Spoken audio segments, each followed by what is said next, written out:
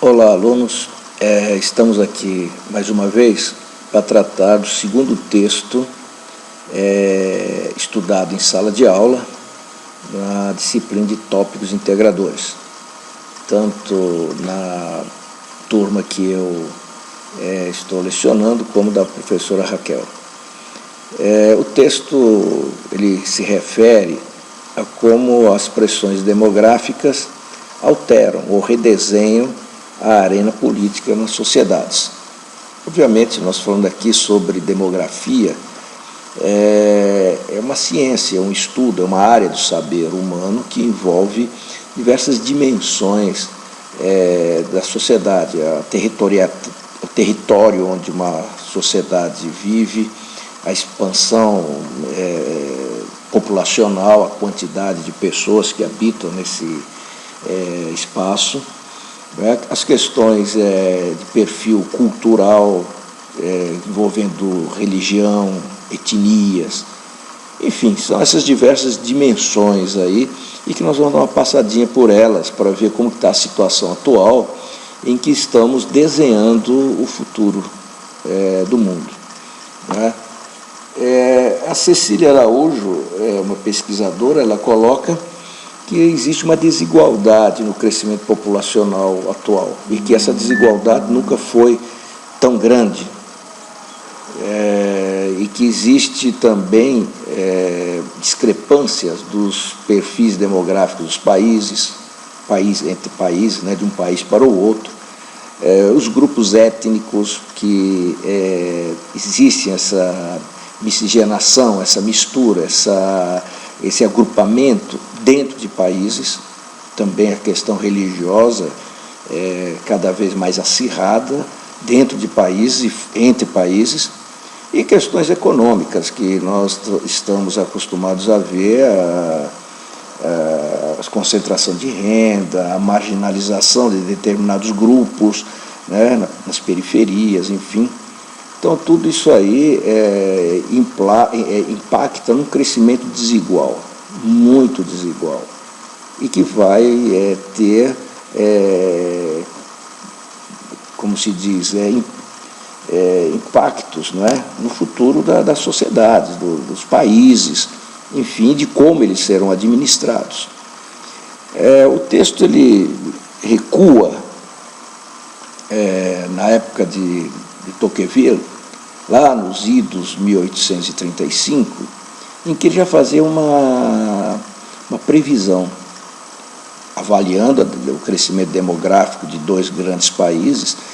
Ele fazia uma previsão que o crescimento populacional desses dois países, apesar de terem origens distintas, os Estados Unidos baseado na liberdade e a Rússia na servidão, ou seja, cada um saindo de um ponto distinto, eles convergiam para um patamar de disputa de poder mundial. Porque, enquanto a Europa já refluía o seu crescimento populacional, os Estados Unidos e a Rússia cresciam. E, obviamente, que um crescimento populacional traz maiores oportunidades e possibilidades do conhecimento, do desenvolvimento científico, industrial, comercial, ou seja, geração de riqueza, o que colocaria esses países em destaque, não é? E foi o que aconteceu. Ele previa isso e realmente chegou o momento em que esses dois países dividiram o mundo ao meio, não é?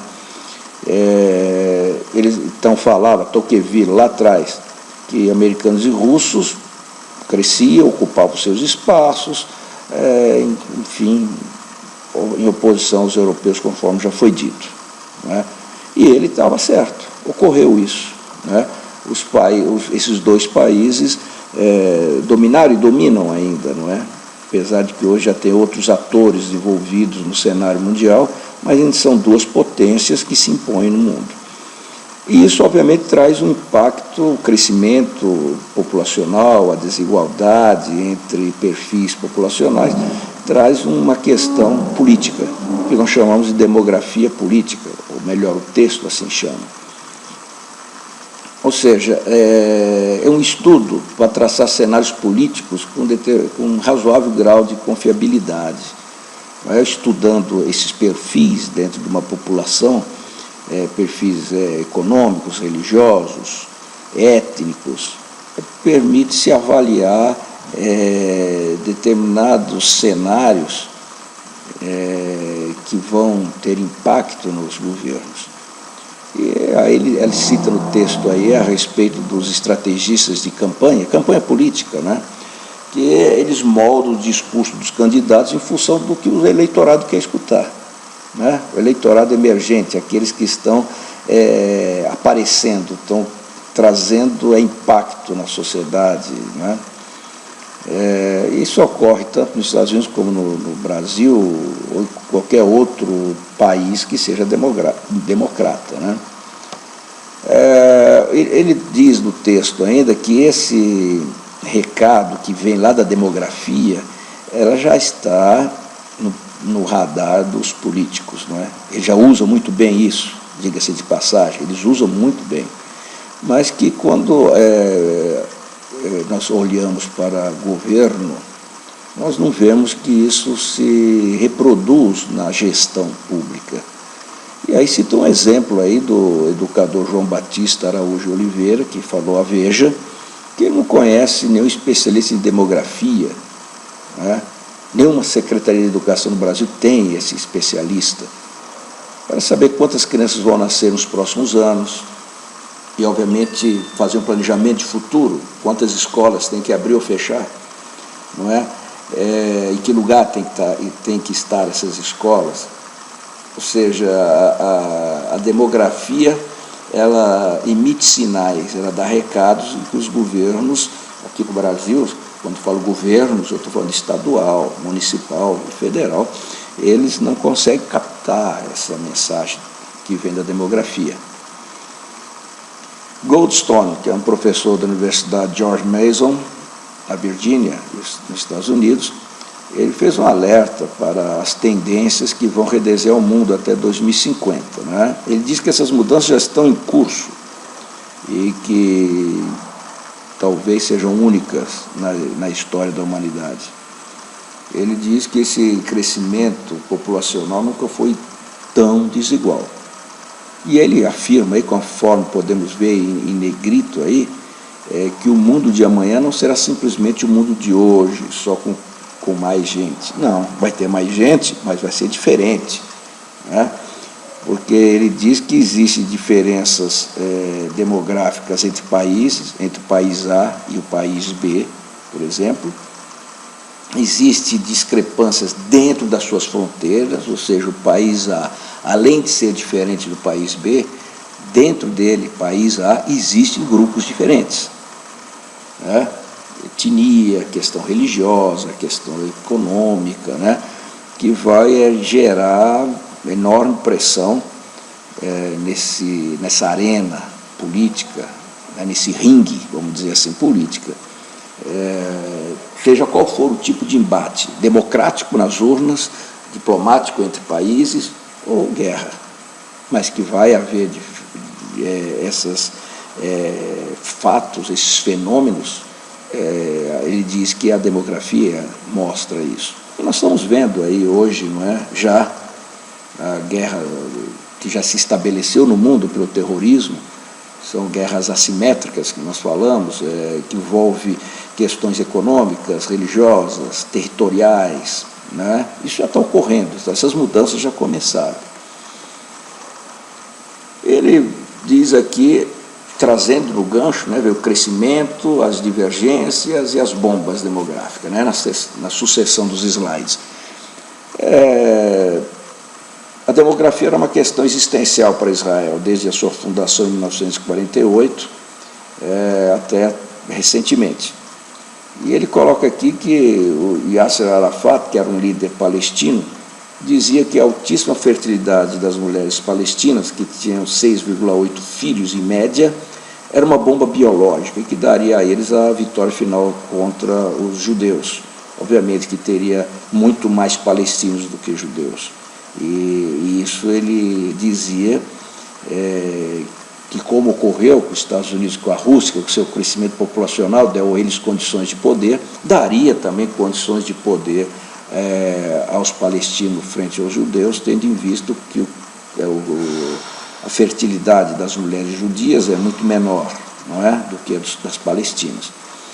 Então, como que Israel encarou esse tipo de coisa? Ele criou uma política de estímulo à imigração, para que judeus de todo mundo fossem morar lá, né? Então, isso equilibrava a balança. De um lado nascia muito mais gente, mas do outro lado chegava muito mais gente vindo de fora. E isso impedia o desequilíbrio. Só que recentemente então, observaram que os judeus ultra-ortodoxos têm 8 filhos em média por mulher, mais do que os palestinos. Então esse grupo começa a emergir como uma força, não é, que é considerável dentro de Israel. E diz que até 2025, 12% dos israelenses serão judeus ortodoxos. Obviamente que esses caras vão eleger deputados, senadores, e vão impactar até numa escolha não só do parlamento, mas também do executivo, né? E o que vão levar é pessoas como eles a estar no governo. E obviamente que o Estado de Israel vai começar a agir de acordo com aqueles que estão em iminência, não é? Então, é uma força de contraponto ao crescimento palestino. E aí ele continua falando no texto a respeito dos grupos religiosos, que eles têm uma capacidade de aumentar os seus seguidores, né? Porque normalmente, vamos falar das principais religiões aí, eles são entusiastas, ou a doutrina conduz ao casamento, né? A procriação, geração de filhos nas famílias, a negação do divórcio, deve haver divórcio, são contra o aborto e a homossexualidade. Então, obviamente que isso leva as famílias religiosas a terem mais filhos, ou serem famílias maiores do que as famílias agnósticas ou seculares, que não têm vínculo religioso.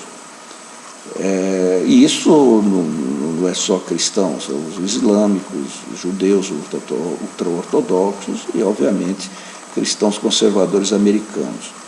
E brasileiros também, que nós vamos ver daqui a pouco. Em 71 foi feito um estudo sobre fertilidade de mulheres libanesas e viu que havia esses seguintes números aí, ó. Uma mulher muçulmana xiita tinha em média 7 filhos, uma muçulmana sunita 6 filhos em média. As famílias druzas, que é uma cultura, uma nação específica que convive lá, eles tinham 5 filhos, né? As mulheres, e entre 4 e 5 para as mulheres cristãs. Obviamente que se pegar muçulmano xiita mais sunita, nós temos 7 mais 6 aí, nós temos uma média aí de 11, de 13, não é? 13 filhos nessa soma em relação a drusos e cristãos. Eles foram crescendo, e o Líbano era um país, um Estado laico na época, que crescia demograficamente com essas visões, mas era laico. Hoje o Líbano é um país muçulmano, porque o crescimento dos muçulmanos foram muito maiores, foram elegendo muçulmanos para assumir o controle do parlamento, alteraram suas constituições, enfim. Hoje o Líbano é um país muçulmano. É nesse sentido que o texto nos aponta a pressão da demografia em cima da política. E aí nós entramos já no fim do texto, apontando para a cartada evangélica, dizendo que aqui no Brasil nós caminhamos para uma inversão do perfil religioso. Está crescendo a população evangélica, principalmente uma linha classificada como pentecostal e neopentecostais, que são as duas linhas que mais crescem dentro do evangelismo no Brasil. Em 70, ele diz aqui que 91,8% dos brasileiros, quase 92%, eram católicos. Em 2010, 40 anos depois, os católicos eram apenas 64,6%. Se nós analisarmos uma linha de tendência, mantendo essa linha de tendência, em 30 anos, no máximo, católicos e evangélicos terão o mesmo número no Brasil. Obviamente que quem é a população emergente? Evangélicos. A quem interessa hoje a atração dos políticos? Aos evangélicos. Então nós estamos vendo aí que os evangélicos já estão com uma bancada forte no Congresso, né? Tanto Câmara como Senado, alguns já assumiram postos de governadores de Estado, temos até presidenciáveis que já disputaram com grande número de votos as eleições presidenciais. O que significa isso? Obviamente que cada um vai votar, ou vai, quando estiver no parlamento, né, ou no executivo, ou no judiciário, onde estiver, eles vão nortear a sua conduta política baseado nas suas crenças, na sua ética, nos seus princípios, nos seus valores, não é? Então, quando existe um número suficiente de pessoas que representam esses grupos, definindo o futuro, as leis, a forma de administrar o país, nós teremos, então, uma outra política, não é? Uma outra política. Nós vemos aqui um exemplo a respeito dos Estados Unidos, que a mobilização do eleitorado evangélico atingiu seu apogeu nos anos 70, já em 2012 já caindo, até porque o perfil demográfico americano está mudando, e até 2050, como diz aí no slide que vocês estão vendo, os Estados Unidos, que era fundamentalmente formado por protestantes anglo-saxões, né, que vieram da Europa, que fundaram aquele Estado, que fundaram aquele país, criaram aquele país, esses já não vão ser mais os majoritariamente dominantes nos Estados Unidos, porque estão crescendo os hispânicos, a população hispânica, os asiáticos e os negros. Se você for nos Estados Unidos, você vai passear em cidades grandes, né, como Nova York, Boston, Orlando, enfim, você vai encontrar no meio da rua indianos, asiáticos. Em Orlando todo mundo fala espanhol, a comunidade hispânica muito forte, e esses caras votam. Né, já tem candidatos disputando eleições americanas oriundo de Cuba. Não é? E você bem latino mesmo disputando. Negros, já tem um presidente americano negro, Barack Obama. Essa tendência, obviamente, ela vai ajudar o Partido Democrata. O Partido Democrata, que já está no poder aí há alguns anos, né, ele se beneficia desse eleitorado, que é com quem eles têm uma interação maior. Vocês observam que crescendo o eleitorado de determinado perfil influencia no tipo de político que vai estar à frente do governo. É isso que o texto quer dizer. E eu espero que vocês tenham conseguido entender e captar isso, que você tem que olhar para a demografia para saber como vai ser o futuro dos nossos filhos. E, por certo, como diz o texto, o futuro não será apenas maior, será diferente. Grande abraço, espero que vocês tenham entendido. Sucesso para todos.